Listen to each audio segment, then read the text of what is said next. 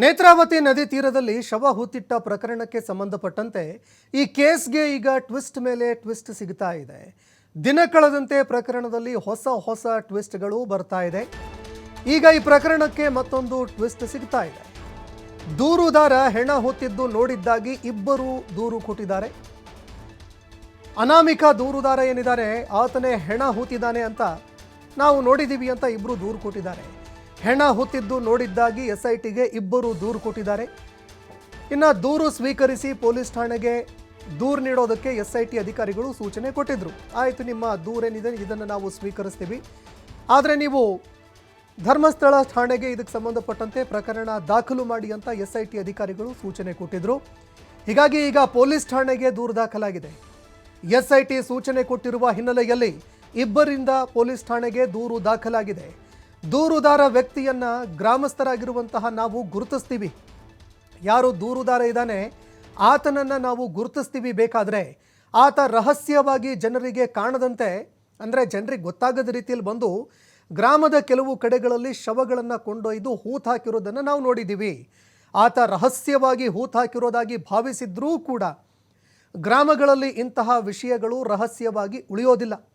SITಗೆ ನಾವು ಸಹಕಾರ ನೀಡಬೇಕು ಅಂತ ತೀರ್ಮಾನ ಮಾಡಿದ್ದೀವಿ ಅಂತ ಕೆಲವರು ಈಗ FIR ದಾಖಲು ಮಾಡಿದ್ದಾರೆ. ಕಳೆಬರ ಹೊರತೆಗೆಯುವ ಕಾರ್ಯಾಚರಣೆಯಲ್ಲಿ ನಮ್ಮನ್ನು ಕೂಡ ಒಳಪಡಿಸಬೇಕು. SITಗೆ ನೀಡಿದಂತಹ ದೂರಿನಲ್ಲಿ ಈ ಬಗ್ಗೆ ಉಲ್ಲೇಖ ಮಾಡಿದ್ದಾರೆ ದೂರುದಾರರು. ಅಂದರೆ ಇಬ್ಬರು ದೂರು ಕೊಟ್ಟಿದ್ದಾರೆ. ಇಬ್ಬರು ಹೇಳ್ತಾ ಇರುವಂಥದ್ದು ಏನು ಅಂದರೆ, ರಹಸ್ಯವಾಗಿ ಶವಗಳನ್ನು ಏನು ಹೂತಿಟ್ಟಿದ್ದಾನೆ ಇದಕ್ಕೆ ಸಂಬಂಧಪಟ್ಟಂತೆ ಆತನನ್ನು ನಾವು ಗುರುತು ಹಿಡಿತೀವಿ. ಅಂದರೆ ಆತನ ಮುಖ ನೋಡಿದ್ರೆ ಈತನೇ ಶವ ಹೂತಿದ್ದಾನೆ ಅಂತ ನಾವು ಗುರುತು ಹಿಡಿತೀವಿ. ಹೀಗಾಗಿ ಇದಕ್ಕೆ ಅವಕಾಶ ಮಾಡಿಕೊಡಬೇಕು. ಯಾವ್ಯಾವ ಜಾಗದಲ್ಲಿ ಹೂತಿಟ್ಟಿದ್ದಾನೆ ಅನ್ನುವಂಥದ್ದನ್ನೂ ಕೂಡ ನಾವು ಜಾಗಗಳನ್ನು ತೋರಿಸ್ತೀವಿ. ಹೀಗಾಗಿ ನಮಗೂ ಕೂಡ ಅವಕಾಶ ಮಾಡಿಕೊಡಬೇಕು ಅಂತ ಇಬ್ಬರು ಈಗ ಪೊಲೀಸ್ ಠಾಣೆಗೆ ದೂರು ಕೊಟ್ಟಿದ್ದಾರೆ. ಮೊದಲಿಗೆ ಈ ವಿಚಾರ SIT ಅಧಿಕಾರಿಗಳ ಗಮನಕ್ಕೆ ತರ್ತಾರೆ. SIT ಅಧಿಕಾರಿಗಳು ಇದಕ್ಕೆ ಸಂಬಂಧಪಟ್ಟಂತೆ ಇಲ್ಲ, ಮೊದಲು ಪೊಲೀಸ್ ಠಾಣೆಗೆ ನೀವು ದೂರು ಕೊಡಿ ಅಂತ ಹೇಳಿದರು. ಹೀಗಾಗಿ ಪೊಲೀಸ್ ಠಾಣೆಗೆ ಇಬ್ಬರು ದೂರು ಕೊಟ್ಟಿದ್ದಾರೆ. ಹೀಗಾಗಿ ಈ ಪ್ರಕರಣದಲ್ಲಿ ಟ್ವಿಸ್ಟ್ ಮೇಲೆ ಟ್ವಿಸ್ಟ್ಗಳು ಬರ್ತಾ ಇದೆ. ಕೊನೆಗೆ ಈ ಒಂದು ಪ್ರಕರಣ ಏನಾಗುತ್ತೆ ಅಂತಿಮ ಹಂತದಲ್ಲಿ ಅನ್ನುವಂಥದ್ದನ್ನು ಕೂಡ ನಾವು ಕಾದು ನೋಡಬೇಕಾಗತ್ತೆ. ಯಾಕಂದರೆ ಸಂಪೂರ್ಣ ಪ್ರಕರಣ ಅಂತೆ ಕಂತೆಗಳ ನಡುವೆ ಈ ತನಿಖೆ ಏನಿದೆ ಇದು ಕೊನೆಯ ಹಂತಕ್ಕೆ ತಲುಪಿದಾಗ ಮಾತ್ರ, ಸಂಪೂರ್ಣ ತನಿಖೆ ಅಂತ್ಯವಾದಾಗ ಮಾತ್ರ ಏನೇನೆಲ್ಲ ಆಗಿದೆ ಈ ಪ್ರಕರಣದಲ್ಲಿ ಅನ್ನುವಂಥದ್ದು ಗೊತ್ತಾಗುತ್ತೆ.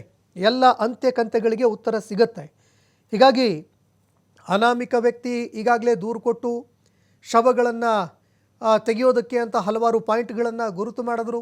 ಅದರಲ್ಲಿ ಒಂದು ಪಾಯಿಂಟ್ನಲ್ಲಿ ಶವ ಪತ್ತೆಯಾಯಿತು. ಮತ್ತೊಂದು ಪಾಯಿಂಟ್ಗೆ, ಅಂದರೆ 11ನೇ ಪಾಯಿಂಟ್ಗೆ ಹೋಗುವಂತಹ ಸಂದರ್ಭದಲ್ಲಿ ಬೇರೆ ಜಾಗವನ್ನು ಗುರುತು ಮಾಡ್ತಾನೆ. ಅಲ್ಲಿ ಓರ್ವ ವ್ಯಕ್ತಿಯ ಒಂದು ಮೂಳೆಗಳು ಪತ್ತೆಯಾಗುತ್ತೆ. ಅದು ಆತ್ಮಹತ್ಯೆಯದ್ದು ಅನ್ನುವಂಥದ್ದು ಕೂಡ ಹೇಳಲಾಗುತ್ತೆ. ಆದರೆ ಈ ಪ್ರಕರಣದಲ್ಲಿ ಈಗ ಮತ್ತೊಂದು ಟ್ವಿಸ್ಟ್ ಸಿಗ್ತಾ ಇದೆ. ಈ ಬಗ್ಗೆ ಮತ್ತಷ್ಟು ಮಾಹಿತಿ ಕೊಡ್ತಾರೆ ಪ್ರತಿನಿಧಿ ಆದಿತ್ಯ. ಫೋನ್ ಸಂಪರ್ಕದಲ್ಲಿ ಜಾಯ್ನ್ ಆಗ್ತಾ ಇದ್ದಾರೆ. ಆದಿತ್ಯ, ಈ ಪ್ರಕರಣ ಈಗ ಮತ್ತಷ್ಟು ಎಷ್ಟು ಭೇದಿಸ್ತಾ ಹೋಗಲಾಗ್ತಾ ಇದೆ ಅಷ್ಟು ಕಾಂಪ್ಲಿಕೇಟೆಡ್ ಆಗ್ತಾ ಹೋಗ್ತಾ ಇದೆ, ಅಷ್ಟು ಟ್ವಿಸ್ಟ್ ಪಡೆದುಕೊಳ್ತಾ ಇದೆ. ಈ ಪ್ರಕರಣಕ್ಕೆ ಈಗ ಮತ್ತೊಂದು ಹೊಸ ತಿರುವು ಸಿಕ್ಕಿದೆ. ಇಬ್ಬರು ದೂರುದಾರರು ಅನಾಮಿಕ ವ್ಯಕ್ತಿಯನ್ನು ದೂರು ಕೊಟ್ಟಿದ್ದಾನೆ, ಅದಕ್ಕೆ ಸಂಬಂಧಪಟ್ಟಂತೆ ಗಂಭೀರವಾಗಿ ಆರೋಪ ಮಾಡ್ತಾ ಇದ್ದಾರೆ. ಏನೇನೆಲ್ಲ ಒಂದು ಆ ಪ್ರಕರಣದಲ್ಲಿ ಉಲ್ಲೇಖ ಮಾಡಿದ್ದಾರೆ, ಈ ಬಗ್ಗೆ ಮತ್ತಷ್ಟು ಮಾಹಿತಿ ಕೊಡೋದಾದ್ರೆ. ಸಂತೋಷ್, ಹೌದು, ಈ ಒಂದು ಪ್ರಕರಣ ಏನಿದೆ ಸಾಕಷ್ಟು ತಿರುವುಗಳನ್ನ ಪಡೀತಾ ಇದೆ. ಪ್ರಮುಖವಾಗಿ ಅಲ್ಲಿ ಏನೀಗ ಉತ್ಖನನ ಮಾಡುವಂತ ಸಂದರ್ಭದಲ್ಲಿ ಸಿಗ್ಬೇಕಾಗಿರುವಂತಹ ಕಳೆಬರ ಸಿಗ್ತಾ ಇಲ್ಲ ಒಂದ್ ಕಡೆಯಲ್ಲಿ ಬಿಟ್ರೆ. ಹಾಗಾಗಿ ಅದನ್ನ ಹೊರತುಪಡಿಸಿದಂತೆ ಬೇರೆ ಬೇರೆ ರೀತಿಯ ಆರೋಪಗಳು, ಆಯಾಮಗಳು ಮತ್ತು ಹೊಸ ಸಾಕ್ಷಿದಾರರ ಎಂಟ್ರಿ ಆಗ್ತಾ ಇರುವಂತದ್ದು. ಈಗಲೂ ಕೂಡ ಸ್ಥಳೀಯರು ಅನ್ನುವಂತ ಮಾಹಿತಿ ಇದೆ, ಇಬ್ರು ಎಂಟ್ರಿ ಆಗಿದ್ದಾರೆ. ಅಂದ್ರೆ ಈತ ಏನು ಈ ತರ ಶವವನ್ನ ಹೂತು ಹಾಕ್ತಿದ್ನೋ ಅದಕ್ಕೆ ನಾವು ಪ್ರತ್ಯಕ್ಷ ಸಾಕ್ಷಿದಾರರು, ನಾವು ಕೂಡ ಅದನ್ನ ನೋಡಿದೀವಿ ಅನ್ನುವಂತ ರೀತಿಯಲ್ಲಿ ಇಬ್ರು ಧರ್ಮಸ್ಥಳ ಪೊಲೀಸ್ ಠಾಣೆಗೆ ಸದ್ಯ ದೂರು ನೀಡಿದ್ದಾರೆ. ಪ್ರಮುಖವಾಗಿ ಇವರು ಮೊದಲು ಈ SIT ಕಚೇರಿಗೆ ಅವರು SIT ಅಧಿಕಾರಿಗಳನ್ನ ಸಂಪರ್ಕ ಮಾಡಿ ಅವರ ಬಳಿ ಹೋಗಿ ನಾವು ಕೂಡ ಈ ತರ ಈ ವ್ಯಕ್ತಿ ಹೂತು ಹಾಕ್ತಾ ಇರುವಂತದನ್ನ ನಾವು ನೋಡಿದೀವಿ ಅನ್ನುವಂತ ರೀತಿಯಲ್ಲಿ ಅವರು ಮಾಹಿತಿಯನ್ನ ಕೊಡ್ತಾರೆ. ಆದ್ರೆ SIT ಅಧಿಕಾರಿಗಳು ಇದನ್ನ ನೀವು ಧರ್ಮಸ್ಥಳ ಪೊಲೀಸ್ ಠಾಣೆಯಲ್ಲಿ ದೂರು ನೀಡಿ, ಯಾಕಂದ್ರೆ ಹಿಂದೆ ಕೂಡ ಜಯಂತಿ ಅನ್ನುವಂತವರೊಬ್ರು ಬಂದಿದ್ರು, ನಾನು ಕೂಡ ಸಾಕ್ಷಿದಾರ ಅನ್ನುವಂತ ರೀತಿಯಲ್ಲಿ. ಹಾಗಾಗಿ ಅವರಿಗೂ ಕೂಡ ಧರ್ಮಸ್ಥಳ ಪೊಲೀಸ್ ಠಾಣೆಯಲ್ಲಿ ದೂರು ನೀಡಿದ ಬಳಿಕ ಆ ಪ್ರಕರಣ SIT ಹೆಗಲಿಗೆ ಮತ್ತೆ ಬಿದ್ದಿತ್ತು. ಹಾಗಾಗಿ ಈಗಲೂ ಕೂಡ ಇಬ್ರು ಬಂದಿದ್ದಾರೆ. ನಾವು ಕೂಡ ಇದನ್ನ ಕಣ್ಣಾರೆ ನೋಡಿದ್ದೀವಿ, ನಾವು ಕೂಡ ಸ್ಥಳೀಯರು ಅನ್ನುವಂತ ರೀತಿಯಲ್ಲಿ ಅವರು ಬೆಳ್ತಂಗಡಿ ಪೊಲೀಸ್ ಠಾಣೆಗೆ ಹೋಗಿ ದೂರು ನೀಡಿದ್ದಾರೆ. ಮತ್ತು ಆತ ಏನೆಲ್ಲ ಕಾರ್ಯಾಚರಣೆಯನ್ನ ಮಾಡ್ತಾ ಇದ್ದಾನೋ ಆ ಕಾರ್ಯಾಚರಣೆಗೆ ನಮ್ಮನ್ನ ಕೂಡ ಬಳಸಿಕೊಳ್ಳಿ, ಅಂದ್ರೆ ಈಗ ಉತ್ಖನನ ಮಾಡುವಂತ ಕಾರ್ಯಾಚರಣೆಗೆ ಆತ ಏನು ಹೋಗ್ತಾ ಇದ್ದಾನೋ ಅಲ್ಲಿ ನಮ್ಮನ್ನ ಕೂಡ ಬಳಸಿಕೊಳ್ಳಿ ಅನ್ನುವಂತ ರೀತಿಯಲ್ಲಿ ಅವರು ಇಬ್ರು ಮುಂದೆ ಬಂದಿದ್ದಾರೆ ಅನ್ನುವಂಥದ್ದು ಈಗ ಬಹಳ ಕುತೂಹಲಕ್ಕೆ ಕಾರಣವಾಗಿರುವಂತದ್ದು. ಯಾಕಂದ್ರೆ ಈಗಾಗ್ಲೇ ಆತ ಸ್ವಯಂ ಪ್ರೇರಿತವಾಗಿ ಉತ್ಖನನ ಅಂದ್ರೆ ಶವ ಹೂತ್ ಹಾಕಿದೀನಿ ಅಂತ ಹೇಳುವಂತ ಜಾಗದಲ್ಲಿ ಏನು ಸಿಗ್ತಾ ಇಲ್ಲ. ಯಾಕಂದ್ರೆ ನಿನ್ನೆ ಕೂಡ ಗಮನಿಸಬಹುದು, ಈ ಇಡೀ ಪ್ರಕರಣ ಅಂದ್ರೆ ಆತ ಪಶ್ಚಾತ್ತಾಪ ಪತ್ರದಲ್ಲಿ ಹೈಲೈಟ್ ಆದಂತ ವಿಚಾರ ಏನು ಅಂದ್ರೆ ಕಲ್ಲೇರಿಯಲ್ಲಿ ಓರ್ವ ಶಾಲಾ ಬಾಲಕಿಯ ಹೆಣವನ್ನ ನಾನು ಹೂತ್ ಹಾಕಿದ್ದೆ ಅನ್ನುವಂತ ಆತನ ಒಂದು ಹೇಳಿಕೆ ಅದು ಬಹಳ ಸಂಚಲನವನ್ನ, ಒಂದು ಆತಂಕವನ್ನ ಕ್ರಿಯೇಟ್ ಮಾಡಿತ್ತು.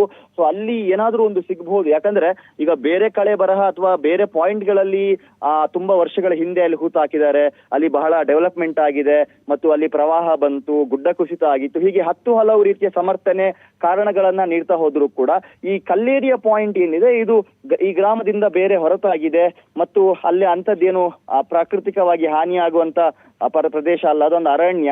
ಮತ್ತು 2010 ಅಂದ್ರೆ ಬಹಳ ಹಿಂದೆದ್ದೇನು ಅಲ್ಲ, ಅದರ ಉಲ್ಲೇಖ ಮಾಡಿದ್ 2010ರಲ್ಲಿ ಅಂತ, ಬಹಳ ಹಿಂದಿನದ್ದೇನು ಅಲ್ಲ. ಸೊ ಅದು ಅಲ್ಲಿ ಹೌತಾಕಿದಿದ್ರೆ ಅಲ್ಲಿ ಯಾಕೆ ಸಿಗ್ಲಿಲ್ಲ ಅನ್ನುವಂಥದ್ದು ಕೂಡ ಈಗ ಮೂಡಿರುವಂತ ಪ್ರಶ್ನೆ. ಈ ನಡುವೆ ಈಗ ಇಬ್ರು ಬಂದಿದ್ದಾರೆ. ಸೊ ಇವ್ರು ಹೇಳ್ತಾ ಇದ್ದಾರೆ ಅಂದ್ರೆ ಇವ್ರ ಅರ್ಥ ಏನು ಅಂದ್ರೆ ಆತನಿಗೆ ಈಗ ನೆನಪು ಹೋಗಿರ್ಬೋದು ಅಥವಾ ಅದನ್ನ ಮರ್ತಿರ್ಬೋದು, ಬಟ್ ನಾವು ಅದನ್ನ ಕಣ್ಣಾರೆ ಕಂಡಿದ್ದೀವಿ. ಆತನನ್ನ ಕಾರ್ಯಾಚರಣೆ ಕರ್ಕೊಂಡು ಹೋಗ್ಬೇಕಾದ್ರೆ ನಮ್ಮನ್ನು ಕೂಡ ಕಾರ್ಯಾಚರಣೆಯಲ್ಲಿ ಮುಕ್ತವಾಗಿ ಸೇರಿಸ್ಕೊಳ್ಬೇಕು ಅನ್ನುವಂತ ರೀತಿಯ ಮನವಿಯನ್ನ ಮಾಡಿದ್ದಾರೆ. ಹೀಗಾಗಿ ಧರ್ಮಸ್ಥಳ ಪೊಲೀಸ್ ಠಾಣೆಗೆ ಅವರು ದೂರು ನೀಡಿದ್ದಾರೆ. ಇನ್ನು ಮುಂದಕ್ಕೆ SIT ಹೆಗಲಿಗೆ ಇದು ಬೀಳುತ್ತಾ, DG IGP ಸಲೀಂ ಅವರು ಏನ್ ನಿರ್ಧಾರವನ್ನ ಕೈಗೊಳ್ತಾರೆ? ಯಾಕಂದ್ರೆ ಇದಕ್ಕೆ ಸಂಬಂಧಪಟ್ಟಂತಹ ರೀತಿಯಲ್ಲಿ ಈ ಪಾಯಿಂಟ್ ನಂಬರ್ 11ರ ಉತ್ಖನನ ಸಂದರ್ಭ ಅವನು ಕಾಡಿನ ಮೇಲ್ಭಾಗದಲ್ಲಿ ಬೇರೆಯದ್ದೇ ಪಾಯಿಂಟ್ ಅನ್ನ ತೋರಿಸ್ತೀನಿ ಅಂತ ಅಧಿಕಾರಿಗಳನ್ನ ಕರೆದುಕೊಂಡು ಹೋದಾಗ ಅಲ್ಲಿ ಬೇರೆಯದ್ದೇ ಒಂದು ಅಸ್ಥಿ ಪಂಜರ ಲಭ್ಯವಾಗುತ್ತೆ.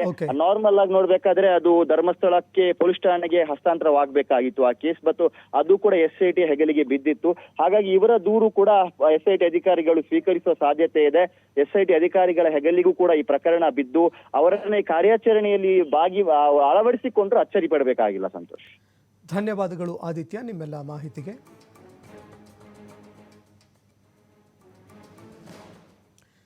ಇನ್ನು ನೇತ್ರಾವತಿ ನದಿ ತೀರದಲ್ಲಿ ಶವ ಹೂತಿಟ್ಟಿರೋ ಪ್ರಕರಣಕ್ಕೆ ಸಂಬಂಧಪಟ್ಟಂತೆ ಇವತ್ತು ಕೂಡ ಅಚ್ಚರಿ ಜಾಗದಲ್ಲಿ ಉತ್ಖನನ ನಡೆಯುತ್ತಾ ಅನ್ನುವಂತಹ ಒಂದು ಪ್ರಶ್ನೆ ಎದುರಾಗ್ತಾ ಇದೆ. 11ನೇ ಪಾಯಿಂಟ್ಗೆ ಬರ್ತಾ ಇದ್ದಂತೆ ದೂರುದಾರ ಏನಿದ್ದ ಅನಾಮಿಕ ವ್ಯಕ್ತಿ ಅದಾದ ನಂತರ ಬೇರೆ ಬೇರೆ ಜಾಗಗಳನ್ನು ಗುರುತು ಪತ್ತೆ ಮಾಡೋದಕ್ಕೆ ಆರಂಭ ಮಾಡಿದ್ರು. ಹೀಗಾಗಿ 6ನೇ ಪಾಯಿಂಟ್ನಲ್ಲಿ ಈಗಾಗಲೇ ಕಳೆಬರ ಸಿಕ್ಕಿದೆ. ಆತ ಯಾವುದೇ ಪಾಯಿಂಟ್ಗಳನ್ನು ತೋರಿಸಿದ್ರೂ ಕೂಡ ಅಲ್ಲಿ ಉತ್ಖನನ ಮಾಡಲೇಬೇಕಾಗತ್ತೀಗ.